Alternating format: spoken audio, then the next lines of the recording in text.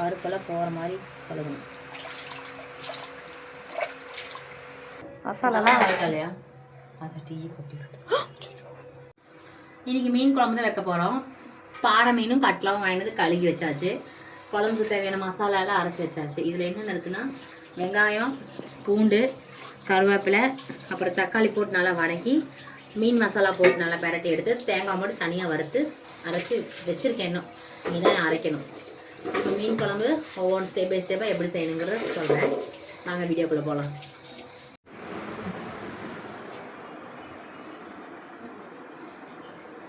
பாய். வேலைக்கு போயிட்டு வாங்க. இல்லை சுற்றுலா போயிட்டு 300 பார்த்து செலவு சரி பார்த்தியா எப்படி 300 கொடுத்துருக்கேன். 300 பத்திரமா செலவு வேண்டி திருப்பி கொடுத்துருணும். பத்திரமா செலவு பண்ணி திருப்பி கொடுத்துருணும். இனிமேல் கம்பி பணம் எனக்கு தந்துரு. எனக்கு தந்துரு. சம்பளத்துக்கு நீயே வாங்கிக்கோ. வந்து சம்பள காசெல்லாம் வாங்கி உங்களுக்கு இட்லியெல்லாம் சாப்பிட்டுட்டு கிளம்பிட்டாரு. அப்போ பாய் சொல்லிட்டு வந்துடலாம் வாங்க.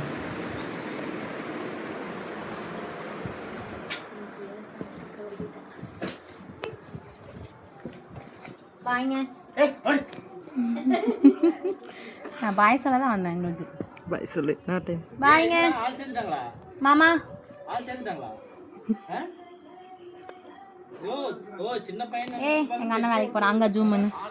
பாய் வெல்சாமி. ஜட்டி வேற எது வரைக்கும் போட்டுக்கறானே. சரி பாய் சொல்லு. என்னடா ஸ்டைல்? சரி பாய் சொல்லு. ஏன் பாய்? பக்கத்துல வர மாதிரி முழுக்கல் பேண்ட் போட்டு அவன் எவ்வளவு பெருசு போட்டுக்கறான். சரி மாமா பாய் சொல்லுங்க. அப்படின்னு என்ன? வண்டி தொடச்சு வச்சிருக்கோம்ல. வேற என்ன செய்யறேன். பாய்.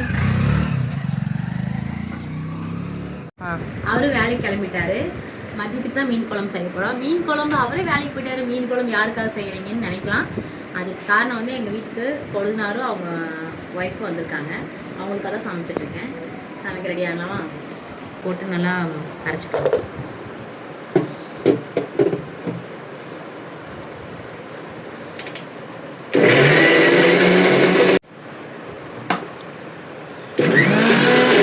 மீன் குழம்பு வைக்கிறதுக்காக வெங்காயம் தக்காளியெல்லாம் நடுது பண்ணியாச்சு. மசாலா அரைச்சிட்டேன். குழம்பு மட்டும் வச்சா போதும். இந்த பாத்திரத்தில் மீன் குழம்பு வைக்க போகிறேன். இந்த பாத்திரத்தில் என்ன ஸ்பெஷல்னா, இது கேரளா எங்கள் அப்பாவோட அம்மா வந்து கேரளா பிறந்தவங்க. அங்கே எப்போவுமே மீன் குழம்புன்னு இந்த மாதிரி பாத்திரம் வைப்பாங்க. அங்கே அடிக்கடி நான் போயிட்டே இருக்கோம். அங்கே போகும்போது இந்த பாத்திரம் ஆசையாக நான் கேட்டதும் எங்கள் பாட்டியோட எனக்கு இந்த பாத்திரத்தை வாங்கி கொடுத்தாங்க. இந்த பாத்திரத்தை வச்சு தான் மீன் குழம்பு செய்ய போகிறோம். 2-3 டைம் செஞ்சுட்டேன். இந்த டைம் தான் வீடியோ போடுறேன். அதனால் பதிவு பண்ணுறேன். தேங்காய் எண்ணெய் கொஞ்சம்,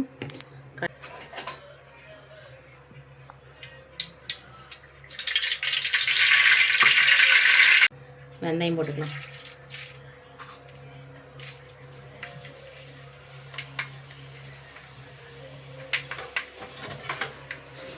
தேங்காய் எண்ணெய் ஊற்றுனதுக்கு அதுக்கும் 2 எண்ணெய் மிக்ஸ் பண்ணிட்டேன். நல்லா மனம் கலர் வந்து ரொம்ப பிளாக் ஆகக்கூடாது. ஒரு மாதிரி பொன்னிறமாக அப்படி வந்ததுமே கருவேப்பிலையும் வெங்காயம், சின்ன வெங்காயத்தான் கட் பண்ணி வச்சுருக்கேன். பச்சை மிளகாய் எல்லாம் போட்டிருக்கு. எல்லாத்தையும் போட்டுடலாம்.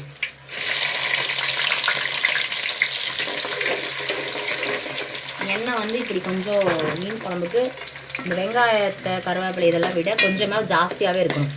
அப்போ தான் ஸ்மெல் பயங்கரமாக இருக்கும். நல்லா இருக்கும் குழம்பு ருசி.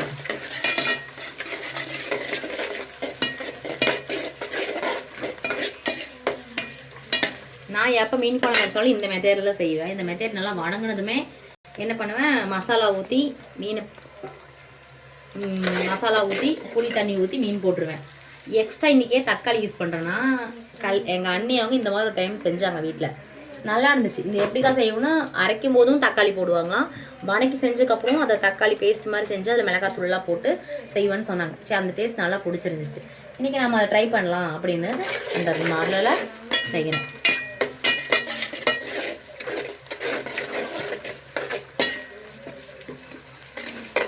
தரேன்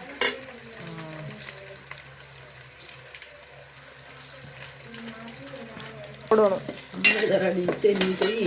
மீன் குழம்பு அரைக்கணும்.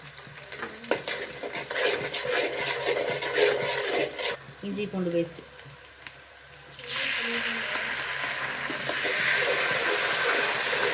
லைட்டாக இது ஒரு கலர் மாறுறதுக்கு மிளகாத்தூள் போட்டுக்கிறேன்.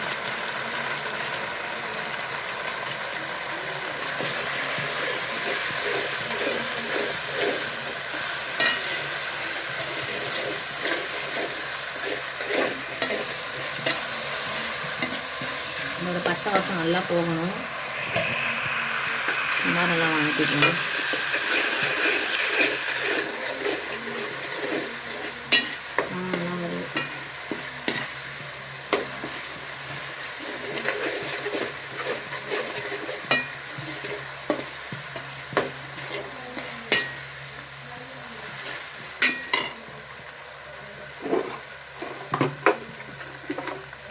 கொஞ்சமாக உப்பு போட்டு தக்காளி போட்டுக்கலாம்.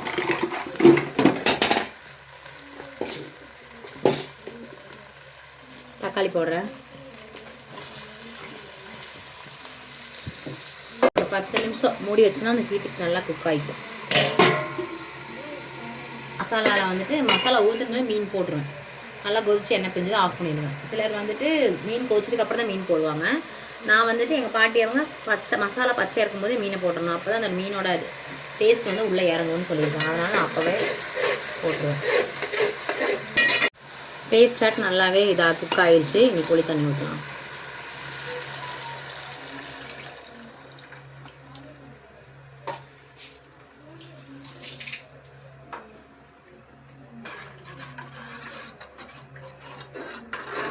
கலக்கிட்டு மசாலாவை இதில் அப்படியே போட்டலாம்.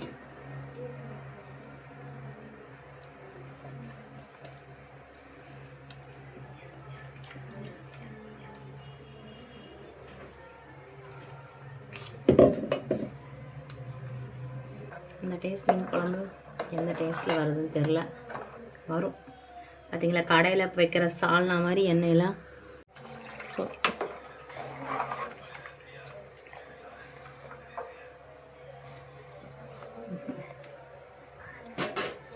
தலை பகுதியும் இந்த வால் இதெல்லாம் எடுத்து குழம்பு வச்சிடலாம்.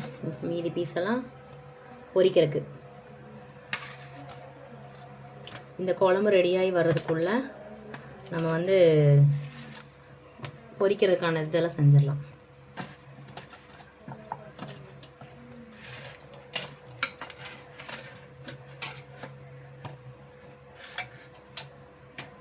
இப்படி எல்லாமே பொரிக்கிறது தான். சரி, கொதியே இன்னும் வரல. நான் அப்போவே மீனை ஆட் பண்ணிடுவேன். அப்போ நல்லா கொதித்து வரும்போது மீனும் உடையுமான்னு ஒரு டவுட் வரும். உடையாது. நம்ம லைட்டாக பதமாக கிளறி விட்டோம்னா அந்த ஒரு இதெல்லாம் இறங்கிடும் உள்ள. கொதிக்கிறப்ப மீனை போட்டிங்கன்னா டக்குன்னு என்ன ஆயிரும், அதோட தோல் லேசாக்கிறனால சீக்கிரமாக வெந்துடும். யாரோ ஃபோன் பண்ணிக்கிறாங்க, ஆஃப் பண்ணிட்டா.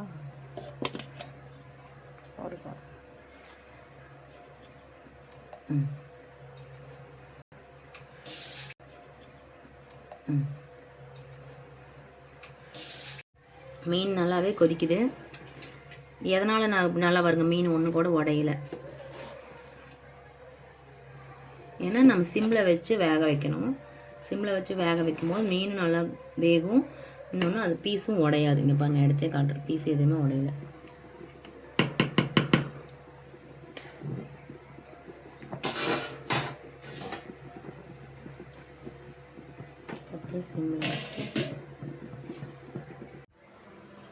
இதில் வந்து கார்ன்ஃப்ளவர்,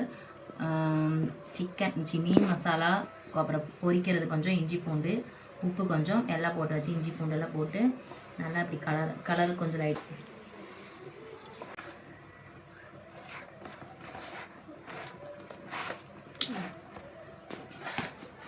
ஒவ்வொரு மீனாக அப்படி எடுத்து மசாலா தடவலாம்.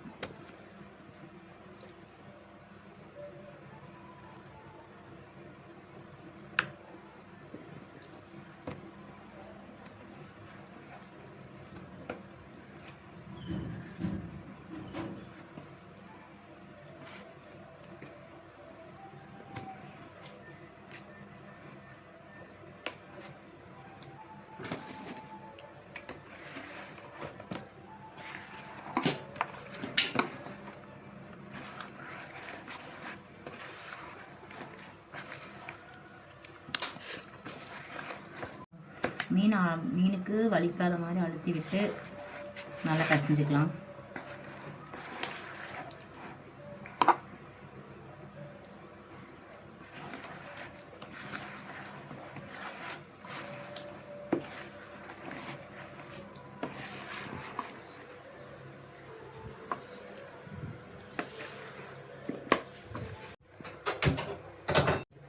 நல்லா எண்ணெய் பிரிஞ்சு மீன் குழம்பு நல்லா கொதிச்சிருச்சு.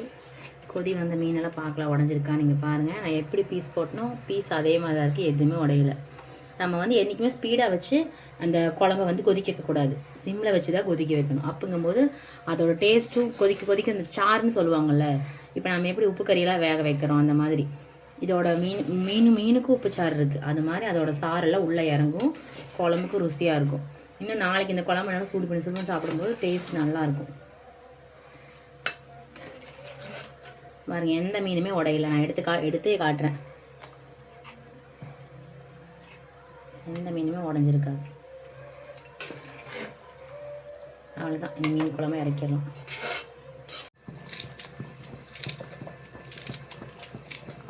மல்லித்தலையை போட்டு மீன் குழம்பு இறக்கிடலாம். அதெல்லாம் தடவி எடுத்து வச்சாச்சு. தோசைக்கல்ல எண்ணெயும் சூடாக்கியிருக்கோம்.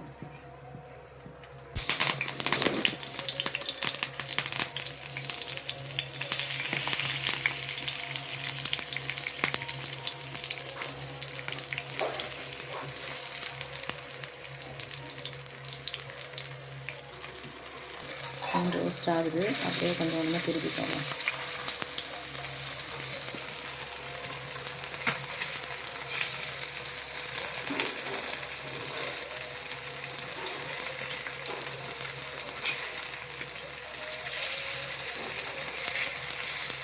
இதுக்கு பேர் தான் தவா ஃப்ரை.